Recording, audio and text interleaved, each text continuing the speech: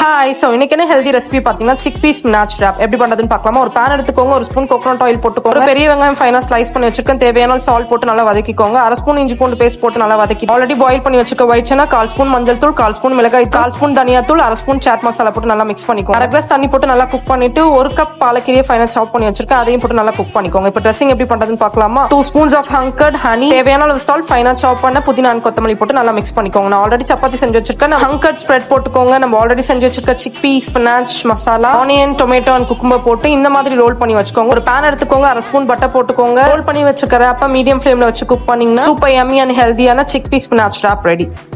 இந்த recipe inspired from Mrs எம்டம் அப்படின்ற ஒரு இன்ஸ்டாகிராம் பேஜ்ல இருந்தா இன்ஸ்பயர்ட் ஆனேன். அண்ட் டேஸ்ட் எப்படி இருக்குன்னு பார்ப்போமா.